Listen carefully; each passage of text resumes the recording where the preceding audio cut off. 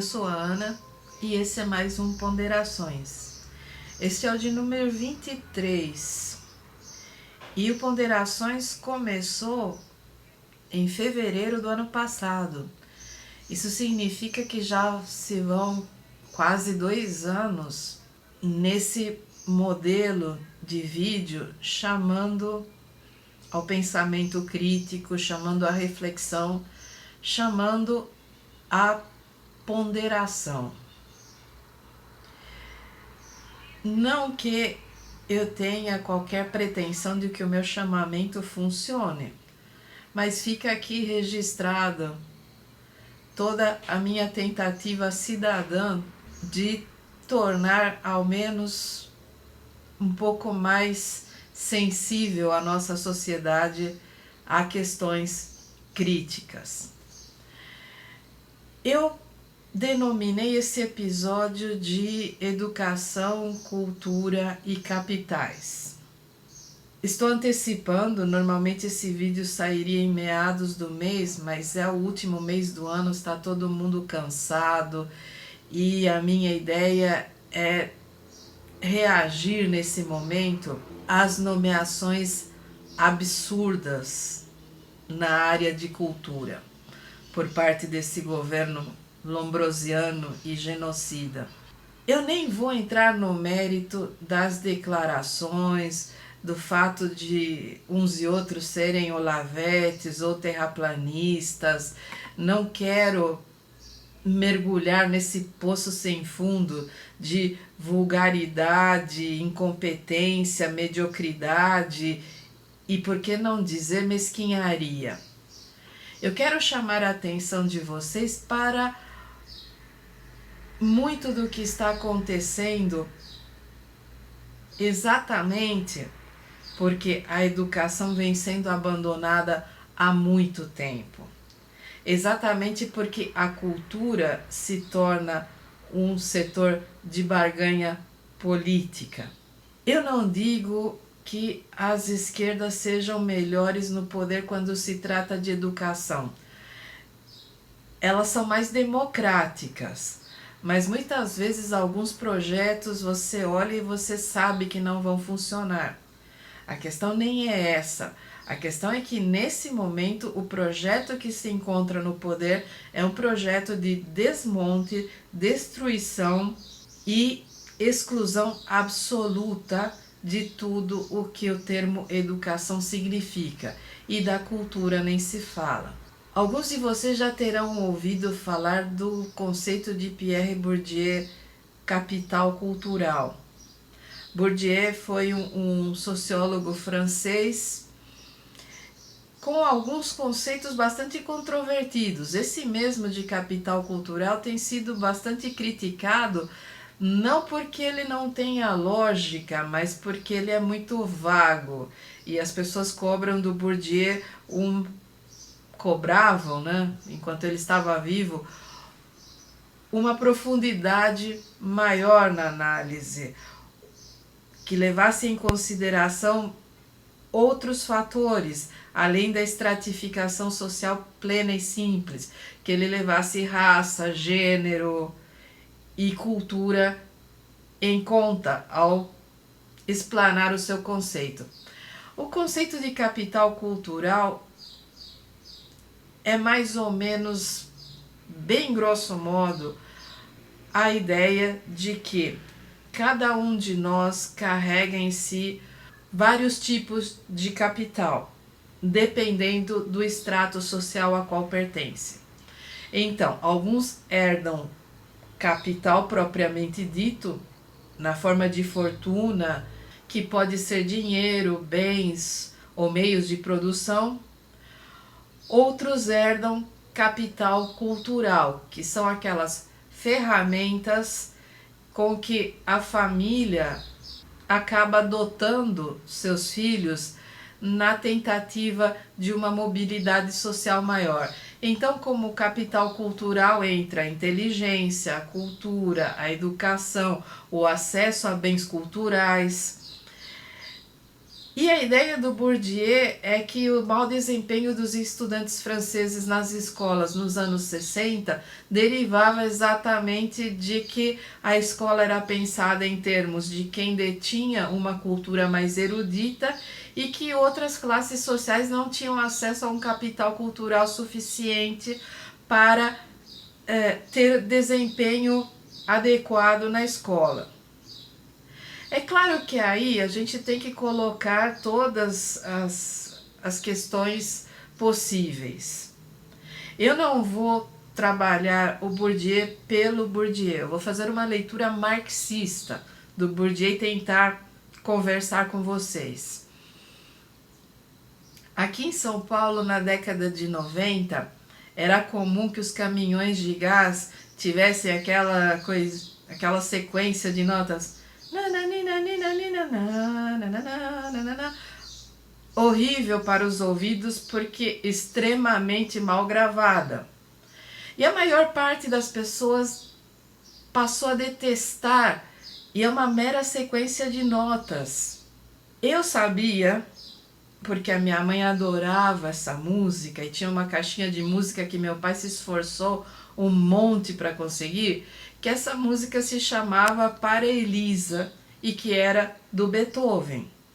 Depois de adulta eu fui descobrir que Beethoven, como na época dele não existiam apostilas, escrevia exercícios para cada aluno. Os exercícios eram individualizados, ele não dava a mesma aula para todos os alunos. Então, em algum momento da vida, ele teve uma aluna chamada Elisa e ele escreveu esse exercício para ela. E quando tocado por uma orquestra na maneira adequada, no andamento em que o Beethoven escreveu e com um pianista bom, para Elisa é um negócio sublime. Agora, quando é o caminhão de gás, numa sequencinha feita por um sintetizador horroroso, é claro que as pessoas vão ficar encalacradas com a música. Mas por que eu estou partindo desse exemplo para o meu raciocínio? Cada um de nós interage com a sociedade de acordo com aquilo que se costumava denominar bagagem cultural. E que por causa do Bourdieu muita gente hoje chama de capital cultural. Que consiste exatamente nisso. Consiste em que onde você nasce, as pessoas podem ter um tipo de cultura ou outro, as pessoas podem se importar com a cultura ou podem não se importar, os pais podem considerar que a cultura é importante como meio de ascensão social ou simplesmente que a cultura é imprescindível para a formação do ser humano e então fornecer as ferramentas aos seus filhos. Em outras ocasiões, os pais podem simplesmente sair do caminho e permitir que seus filhos adquiram a cultura de acordo com as possibilidades. E isso não é o que está acontecendo no Brasil nesse momento. Nesse momento, não é apenas o governo que deliberadamente procura destruir todo o sistema de educação e todo o suporte para o desenvolvimento da cultura no país. Não são os principais museus que estão sendo sucateados, não são as principais fundações que estão recebendo nos cargos de liderança pessoas absolutamente despreparadas, burras, mesquinhas e vingativas, mas são também os pais fundamentalistas evangélicos e outros que tais, porque o catolicismo também tem seus fundamentalistas e outros que são manipulados pela mídia e se tornaram anti-esquerda em geral, mas são pessoas que querem que a escola reproduza os seus preconceitos e não que a escola eduque. São pessoas que esperam que os seus filhos vão para a escola e recebam um conteúdo capacitista, que o diploma se transforme numa ferramenta para arrumar um emprego, mesmo que esse emprego seja o mais reles e o mais insignificante possível, mas que a escola não interfira nas questões pessoais da família. E isso é impossível. Isso é impossível porque a educação é uma totalidade. O ensino capacitista é um ensino limitante, é um ensino burro, que forma maus profissionais, que forma profissionais medíocres, que forma gente bem mandada para o capital, que forma gente que vai apanhar da polícia e não vai reclamar, porque está sendo educada para se considerar um cidadão de segunda ou terceira classe nesse tipo de sistema de educação. A educação propriamente dita e a cultura, muito mais, são ferramentas de construção da identidade humana. Elas nos dizem de quem somos e para onde vamos, mas elas também são uma maneira, e talvez a única maneira possível, de superarmos os nossos pais. E eu não vou entrar no mérito freudiano da necessidade de superação dos pais. O que eu vou dizer é o seguinte: para ser um adulto completo, para ser um adulto crítico, é necessário passar por um período em que se supera os pais. Isso geralmente se dá lá pela adolescência, e é por isso que toda essa construção da rebeldia adolescente fica totalmente estúpida se não se pensa que parte dessa rebeldia é o adulto aflorando e tentando superar os meios de sujeição paterna. E aí sujeição entra não só as pessoas que aplicam castigos físicos para exigir um determinado comportamento dos filhos. Sujeição está também nas pessoas em que não permitem aos filhos um pensamento autônomo e independente. Pessoas que querem que os seus filhos sigam a mesma religião, que pratiquem os mesmos rituais, que querem que os seus filhos mantenham o mesmo tipo de vida e que principalmente se sentem ameaçadas quando os filhos são mais inteligentes do que elas. E eu fico pensando como o nosso mundo é mesquinho, porque do meu ponto de vista, ter um filho mais inteligente do que a gente é maravilhoso, é incrível, é o sinal de que a educação que a gente deu funcionou. Você ter um filho que aprendeu muito mais, que sabe das coisas, que consegue te ensinar a fazer coisas que você não sabia, que consegue conversar com você e fazer com que você pense, isso é maravilhoso. Isso não é alguém questionando a sua autoridade. E agora eu vou falar português claro. Que porra de autoridade paterna é essa que precisa torturar os filhos? Que precisa matar o futuro dos filhos para que os pais se sintam bem? Que as pessoas que apoiam o Escola Sem Partido e agora a militarização das escolas, o desmonte da cultura, pessoas que querem fechar museus e bibliotecas e fundações, pessoas que acreditam que têm autoridade de vida e morte nos filhos, são nosso fracasso enquanto espécie. E são as pessoas que elegeram o digníssimo infeliz que ora ocupa o Planalto. São as pessoas que apoiam toda a sorte de arbitrariedades, barbaridades por parte desse ministério de anencéfalos. E nós precisamos pensar. O problema é, nós não conseguimos chegar nessas pessoas. E essas pessoas estão tratando de que ninguém consiga chegar aos seus filhos. Essas pessoas estão fazendo os filhos de reféns e estão negando a eles o único tipo de capital que pode possibilitar a eles algum tipo ínfimo de mobilidade social. Pessoas que querem uma escola militarizada, sem pensamento crítico, e depois querem que os seus filhos fiquem ricos, tem o que na cabeça? Qual tipo de mobilidade social que um adolescente ou um jovem sem acesso a absolutamente nada que o faça crescer como ser humano pode almejar? Quando a pessoa é pobre e tem essa mentalidade, ela está sendo criminosa em relação aos filhos. Quando a pessoa é de classe média ou rica e tem essa mentalidade, é muito pior, porque ela está pensando em garantir aos próprios filhos todos os ferramentais do capital cultural e os melhores postos na sociedade e manter a escola pública abaixo de qualquer expectativa.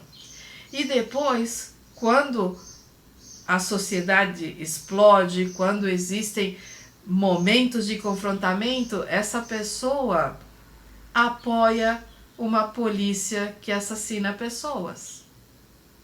Pessoas pobres. Você não vê a polícia barbarizando um baile da hípica. Você jamais vai ver alguém de classe média alta, branco, levando gás lacrimogênio. A não ser que esse alguém seja professor da escola pública e esteja em uma manifestação. Nesse momento a polícia cresce. Nesse momento a polícia pensa que é para isso que ela nasceu. Para torturar e matar pobres, não brancos e para reprimir movimentos sociais. Se a polícia tivesse uma formação adequada e não fosse essa máquina de moer gente nos cursos preparatórios, provavelmente teria atitudes mais humanizadas, provavelmente não seria essa barbaridade que é. Falta capital cultural para a polícia, da mesma maneira que falta para os pais que defendem a escola militarizada, a escola sem partido e depois se surpreendem quando os filhos não têm acesso a absolutamente nada nessa sociedade. É muito triste e eu não queria que meu último programa do Ponderações desse ano tivesse um tema tão pesado. Ainda mais porque essa semana, além das nomeações medonhas por parte do governo, nós tivemos o massacre de Paraisópolis, a chacina sem nome, é um negócio que não dá sequer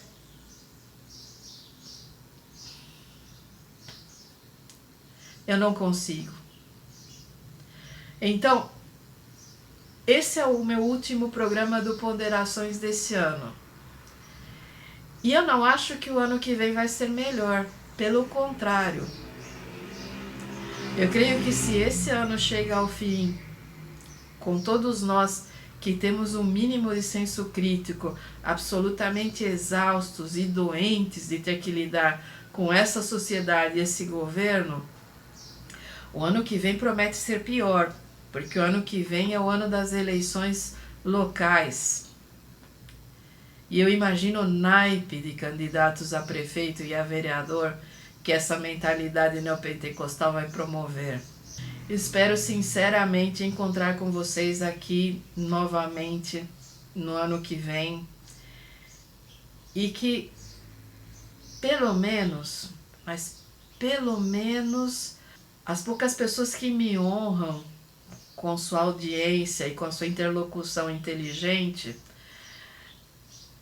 se sintam apoiadas pela minha presença, mesmo que a minha presença não faça a mínima diferença nesse mundo louco em que a gente vive. Então, para quem só assiste o Ponderações, eu quero desejar que o final do ano chegue logo, que passe logo, que vocês consigam um pouco de paz e um pouco de otimismo. E para quem assiste o Interlocuções também, ainda teremos um programa antes do final do ano.